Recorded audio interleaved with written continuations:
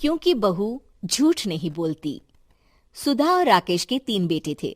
शादी के बाद तीनों माँ बाप से दूर रहते और सिर्फ त्योहारों में आते। माँ जी, पिताजी, अगली बार आप लोग हमारे घर आइएगा। अरे नहीं बहू, सब यहीं आ जाते हैं तो घर खिला खिला लगता है। हाँ बहू, तू हमेशा बुलाती है तो जरूर आएंगे तेरे पास भी। हाँ हाँ, दीदी का घर बड़ा जो है, सब कुछ अपनी शादी के बाद दीदी को ही तो दे दिया था। हमें भी दिया होता तो हम भी बड़ा घर लेते। क्यों सुनील? अरे नहीं नहीं, पापा ने सबको एक बराबर ही दिया है। छोटी बहू, क्या चाहिए तुम्हें, बोलो। वो आपके सोने की चेन वाली घड़ी है ना, वो अगर आप मुझे, तभी वहाँ मजली बहू भी आ जाती है। और मुझे ना आपका मंगलसूत्र, कितना लंबा, सुंदर और भारी भी है। अरे हाँ हाँ, तुम दोनों को ही दूंगी बहू, चिंता न करो। चलो अब खाना लगाओ, खाना खाया जाए। सभी मिलकर खाना खाते हैं कि पड़ोसन आ जाती है। अरे सुधा बहन, थोड़ी चीनी तो देना, घर में शक्कर नहीं है और मेहमान सर पर बैठे हैं। अरे छोटी बहू, चाची को शक्कर तो दे दो। अरे मजली दीदी, आप दे दीजिए ना, मैं यहाँ कम आती हूँ तो मुझे पता ही नहीं है कि सासू माँ सारी चीजें कहाँ रखती है। और तुम, मैं कौन सा यहाँ रोज शक्कर फाँकने के लिए आती हूँ, मुझे भी नहीं है पता। तभी बड़ी बहू हाथ में चीनी की कटोरी लेकर आती है। चाची, शक्कर आप लोगों का बड़ा सहारा है माँ जी और पिताजी को, वरना हम लोग तो यहाँ रहते ही नहीं। आप जैसे पड़ोसी हैं तो हम निश्चिंत है। और जीती रहे बहू, आप तो ये घर पड़ोस कम परिवार ज्यादा लगता है। सुधा अपनी बड़ी बहू को देखकर बहुत खुश रहा करती थी। वो उससे अक्सर घंटों बात भी किया करती, लेकिन दोनों दूसरी बहुओं का भी वो समझती थी कि शायद छोटी है, वक्त आने पर संभल जाएंगी। समय आ जाता है जब सभी को वापस जाना होता है।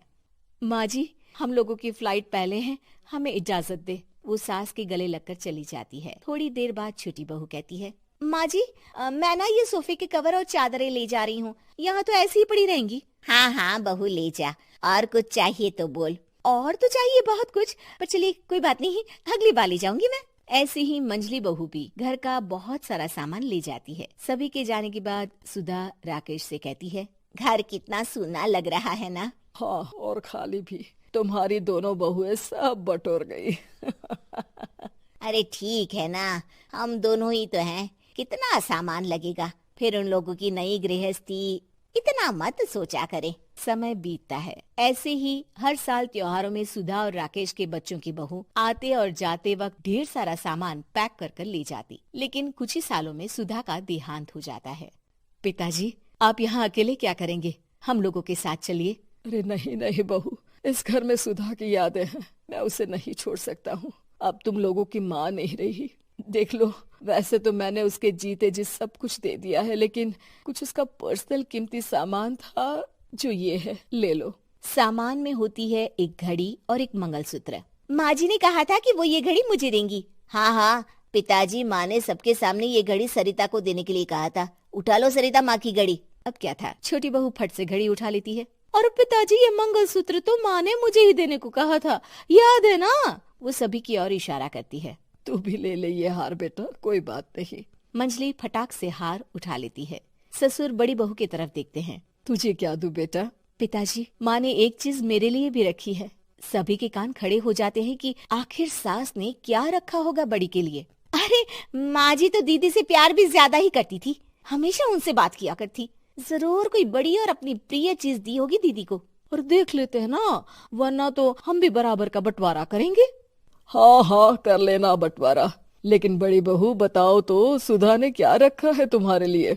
अभी तो हम लोग यही हैं पापा जी, जब जाने लगेंगे तो बता दूंगी। बड़ी बहू के मुंह से ये बात सुनकर बाकी दो बहुएं सोचने लगती हैं कि आखिर क्या है जो दीदी को सासू माँ देकर गई हैं। दीदी, ऐसा तो नहीं ना कि पूरे घर का आधा हिस्सा माँ बड़ी भाभी को देकर गई हो? तभी वहाँ ससुर आ जाते हैं। नहीं नहीं, ऐसा कुछ नहीं है। मकान तो तुम तीनों का बराबर से है। देखो, बड़ी बहू से तुम्हारी सास ज्यादा जुड़ी थी, न जाने क्यों घंटों बात किया करती थी। पता नहीं क्या देकर गई है उसे। और ससुर जी, आपको क्या पता, चालाकी से पूरे घर के पेपर में साइन करवा लिए हो, या फिर कोई छुपा गहना। आखिर मकान पूरा तो आपने सासू माँ के नाम ही कर रखा था ना। अब घर में ये सस्पेंस बन जाता है कि आखिर बड़ी बहू क्या लेकर जाएगी। फिर वो दिन भी आ जाता है जब बड़ी बहू के जाने का समय हो जाता है। बेटा, परसों तुम चली जाओगी, बताया नहीं, माँ ने तुम्हें क्या दिया? घड़ी और हार जो बेशकीमती था और तुम्हारी सास को सबसे ज्यादा प्रिय था, उसका तो बंटवारा भी हो चुका है। अब तुम्हारी बारी। हाँ पिताजी, आज मैं ये बात बताने ही वाली थी। माँ ने मुझे उससे भी बेशकीमती चीज दी है और वो है आप। आपसे अधिक प्रिय उन्हें कुछ नहीं था। माँ चाहती थी कि आप मेरे साथ रहें। चलिए पिताजी। बेटा, मेरे पास तो कोई पेंशन भी नहीं है और ना ही कोई प्रॉपर्टी। लेकिन आपके पास संस्कार है पिताजी, जो मेरे बच्चे आपसे लेंगे, तो आपको ले जाने पर स्वार्थ ही है मेरा। चलिए ना पापा। सभी के सामने पिताजी बड़ी बहू और बेटे के साथ उनके घर चले जाते हैं। उम्मीद है कि आपको हमारी ये कहानी पसंद आई होगी। कृपया हमारे चैनल को सब्सक्राइब करें और सभी अपडेट्स के लिए बेल आइकन जरूर क्लिक करें। और हाँ, वीडियो लाइक और शेयर करना मत भूलिएगा। Bye bye.